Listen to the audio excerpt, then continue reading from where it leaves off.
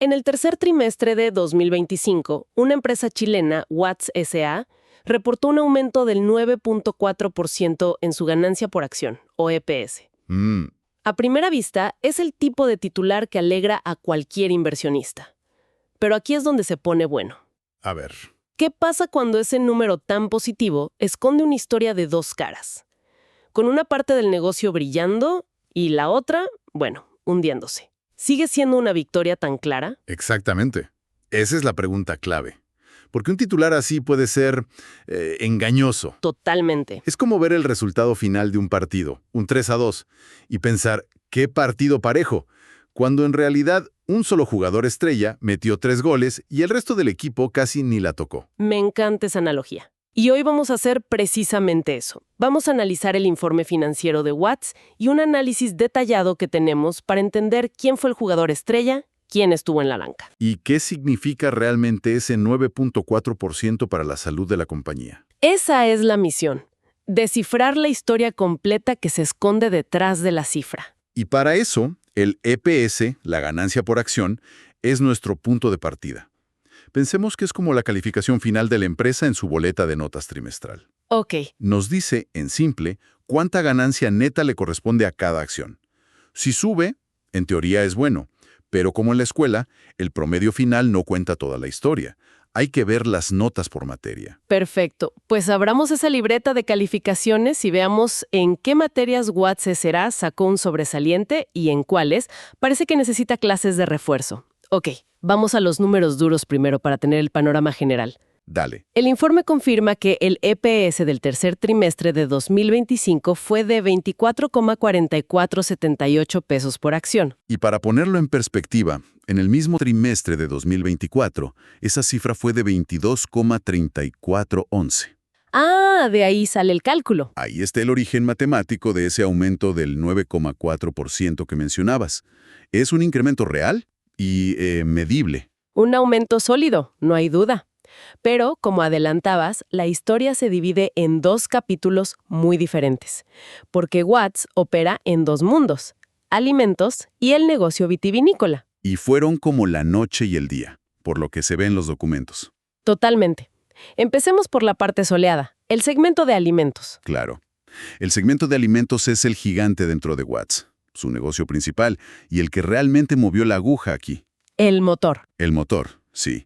Si miramos los primeros 9 meses del año, sus ingresos crecieron un 4,9%, que es un crecimiento bastante saludable. Un 4,9% más de ingresos suena fantástico. ¿Vendieron más productos, subieron los precios o fue una mezcla? El análisis sugiere que fue más por volumen. Pero aquí viene el primer matiz interesante. A ver. A pesar de vender más, su margen bruto, o sea, la ganancia que obtienen por cada producto vendido antes de otros gastos, en realidad se redujo un poquito, unas 0,3 décimas. Espera, ¿cómo es eso? ¿Vendes más, pero te queda menos ganancia por producto? Suena raro. Suena contraintuitivo, ¿no? Pero aquí está la clave. El informe lo atribuye a mayores activaciones promocionales. Ok, tradúceme eso del lenguaje corporativo. Bueno, significa que para lograr ese aumento en las ventas, tuvieron que invertir mucho más en ofertas, descuentos, publicidad en el punto de venta, básicamente gastar más para convencer a la gente de comprar. Ah, ya entiendo. Es la clásica estrategia de quemar dinero para hacer dinero. Gastaron más en marketing para mover el inventario. Exacto. ¿Y qué tal los otros gastos? Porque la publicidad no es lo único que cuesta. Buena pregunta, porque esa tendencia se repite. Los gastos totales del segmento, que incluyen administración y distribución, subieron un 4,0%. ¡Wow! El informe lo desglosa en 3 causas. Más campañas de marketing, como ya dijimos, mayores costos de distribución, piensa en combustible, logística, y reajustes salariales. Entonces, si lo resumo, la división de alimentos pisó el acelerador a fondo. Sí. Vendió más, pero para lograrlo tuvo que gastar más en promociones, más en llevar los productos a las tiendas y más en sueldos. Al final del día, con todo ese esfuerzo, funcionó. Les quedó más dinero. Sí, funcionó. A pesar de esos mayores costos, el empuje de las ventas fue tan fuerte que el resultado operacional del segmento, que es la ganancia después de todos esos gastos, igual logró aumentar un 2,1%. Ah, bueno. Ganaron más, sí, pero su motor tuvo que trabajar mucho más y consumir más combustible para lograrlo. Es un crecimiento que vino con un costo asociado, no fue limpio. De acuerdo, un crecimiento costoso, pero crecimiento al fin y al cabo. El estudiante estrella, que aunque necesitó un tutor caro, sacó buena nota. Esa es una buena forma de verlo. Ahora, pasemos al otro lado del informe, al hermano problemático de la familia, el segmento vitivinícola. Aquí la historia da un giro de 180 grados. Un giro dramático, diría yo. Si alimentos fue una historia de crecimiento con esfuerzo, el vino fue una decaída libre. Los números son brutales. ¿Qué tan brutales? Tormenta perfecta. ¿Cuáles fueron los rayos y truenos de esa tormenta? Fueron varios frentes abiertos al mismo tiempo. Primero, un factor de mercado general.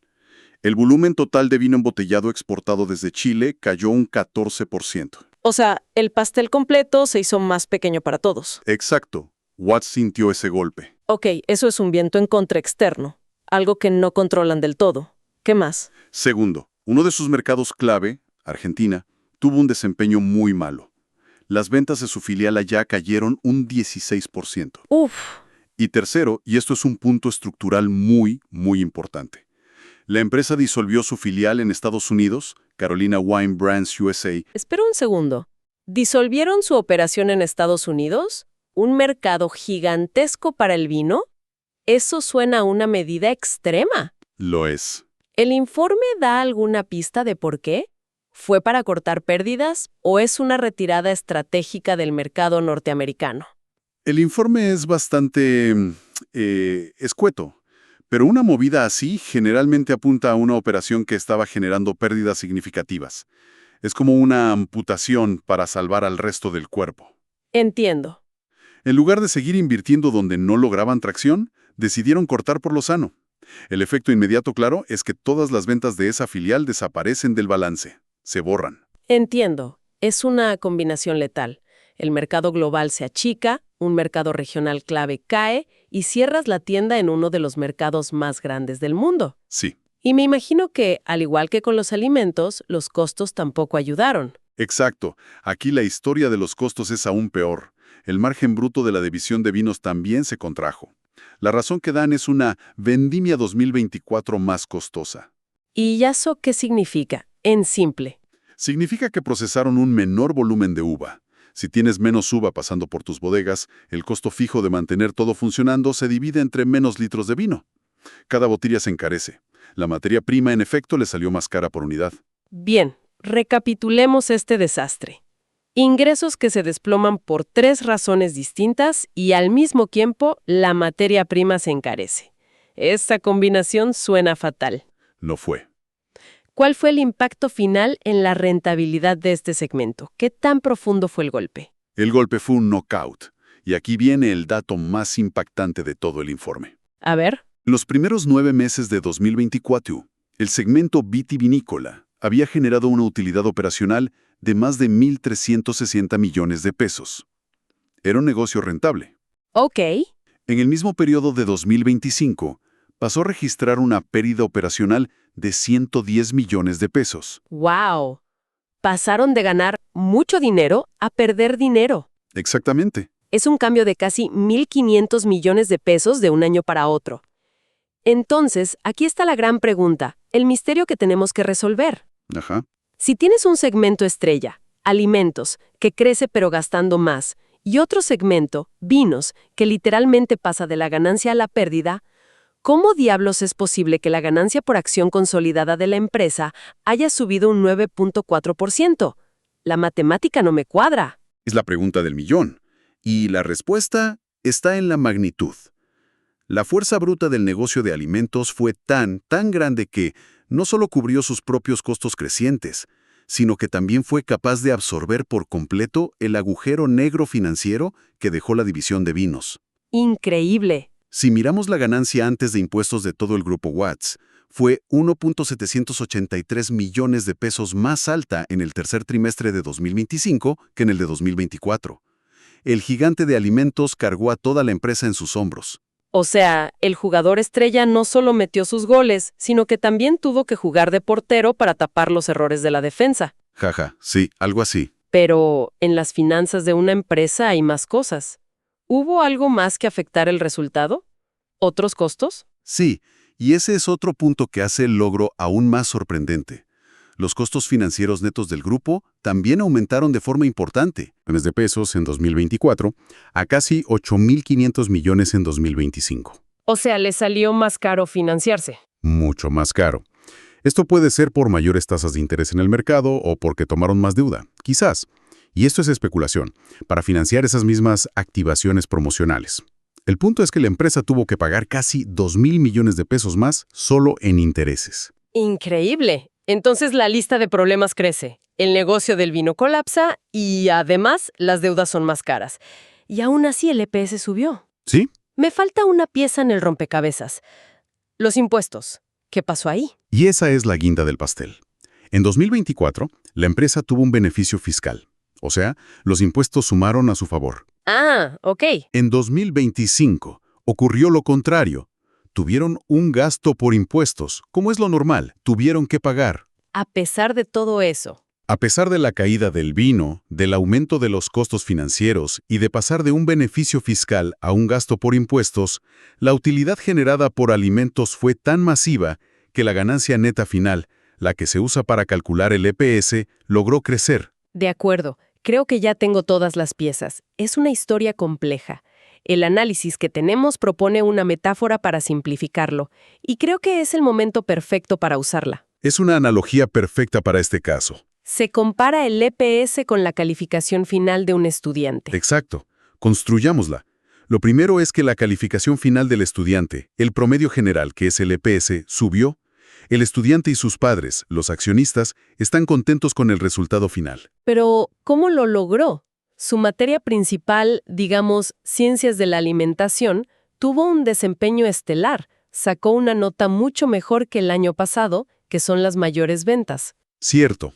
Sin embargo, para lograrlo, tuvo que contratar muchas horas de tutorías y comprar materiales caros, que representan esas costosas promociones y gastos de marketing. Exacto. No fue un genio natural. Tuvo que invertir para sacar esa buena nota. Y mientras tanto, en su otra materia obligatoria, Enología 101, no solo le fue mal, sino que reprobó estrepitosamente. Pasó de una nota de aprobación a una nota roja, que es esa pérdida operacional. ¿Y por qué reprobó? No fue solo porque no estudió. La analogía diría que el profesor cambió las reglas a mitad de semestre, que son los mercados de exportación. Contrayéndose. Sí. Y además el libro de texto obligatorio subió de precio de un día para otro, que es la vendimia más cara. Precisamente. Y para colmo de males, los gastos generales del estudiante, como el transporte para ir a la escuela, también aumentaron. Esos son los mayores costos financieros. El pasaje de la micro le salió más caro este año. Pero, y aquí se cierra el círculo, la nota que sacó en Ciencias de la Alimentación fue tan espectacularmente alta, un sobresaliente con honores, que logró compensar la materia reprobada y los mayores gastos de transporte. Y aún así, su promedio general subió. Eso es. En esencia, lo que pasó con Watts S.A. en este trimestre. No se podría haber explicado mejor.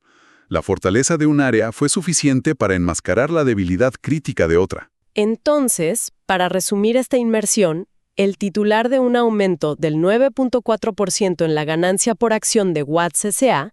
es técnicamente correcto, pero es la punta de un iceberg. Totalmente. La verdadera historia es la de un negocio principal, alimentos, que está funcionando a toda máquina, aunque a un costo cada vez mayor, y que es tan robusto que puede cargar sobre sus hombros el peso muerto de una división de vinos en serios problemas. Y además, los crecientes costos financieros de toda la compañía.